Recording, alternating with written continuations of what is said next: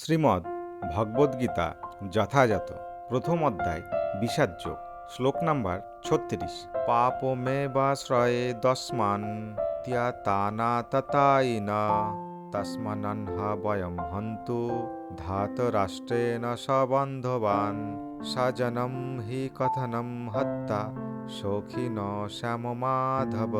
শব্দার্থ: পাপম পাপ, এব নিশ্চয়, আশ্রয়েত আশ্রয় করবে, আসমান আমাদের, হত্যা বধ করলে, এতান এদের সকলকে, আততায়ীন আততায়ীদের, তস্মাৎ তাই, ন না, অর্হা উচিত, বয়ম আমাদের, হন্তুম হত্যা করা, ধাতরাষ্ট্রান ধৃতরাষ্ট্রের পুত্রদের, সবান্ধবান সবান্ধব, স্বজনম স্বজনদের, হি অবশ্যই, কথম কিভাবে, হত্যা হত্যা করে, সুখী ন সুখী, শ্যাম হব, মাধব হে লক্ষ্মীপতি শ্রীকৃষ্ণ।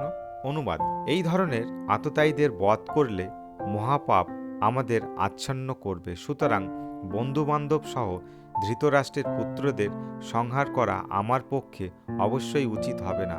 হে মাধব, লক্ষ্মীপতি শ্রীকৃষ্ণ, আত্মীয় স্বজনদের হত্যা করে আমাদের কি লাভ হবে, আর তা থেকে আমরা কেমন করে সুখী হব?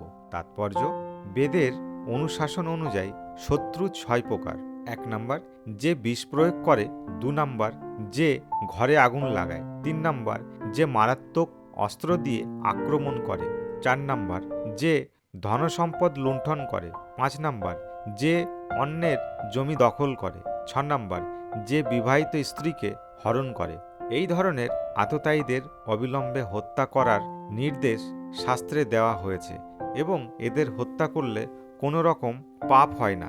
এই ধরনের শত্রুকে সমূলে বিনাশ করাটাই সাধারণ মানুষের পক্ষে স্বাভাবিক। কিন্তু অর্জুন সাধারণ মানুষ ছিলেন না, তার চরিত্র ছিল সাধুসুলভ, তাই তিনি তাদের সঙ্গে সাধুসুলভ ব্যবহারই করতে চেয়েছিলেন। কিন্তু এই ধরনের সাধুসুলভ ব্যবহার ক্ষত্রিয়দের জন্যে নয়। যদিও উচ্চপদস্থ রাজপুরুষকে সাধুর মতোই ধীর, শান্ত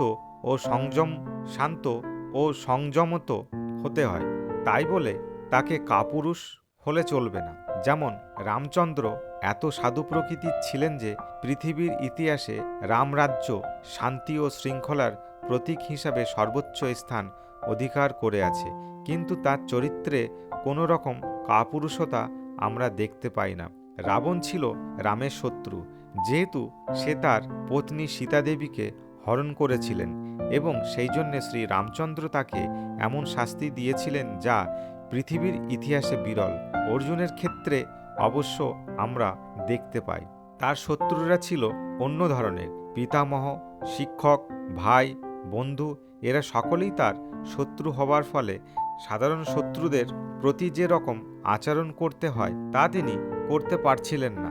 তাছাড়া সাধু প্রকৃতির লোকেরা সর্বদাই ক্ষমতাশীল।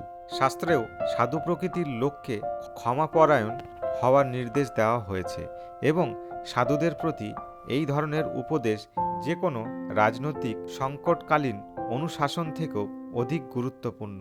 অর্জুন মনে করেছিলেন রাজনৈতিক কারণবশত তার আত্মীয় স্বজনকে হত্যা করার চেয়েও সাধুসুলভ আচরণ ও ধর্মের ভিত্তিতে তাদের ক্ষমা করাই শ্রেয়।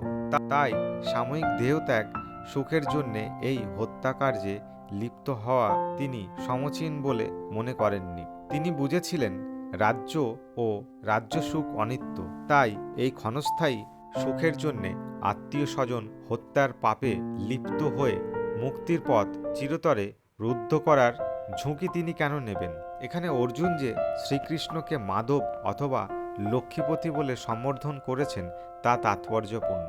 এই নামের দ্বারা তাকে সম্বোধন করে অর্জুন বুঝিয়ে দিলেন তিনি হচ্ছেন সৌভাগ্য অধিষ্ঠাত্রী লক্ষ্মী দেবীর প্রতি।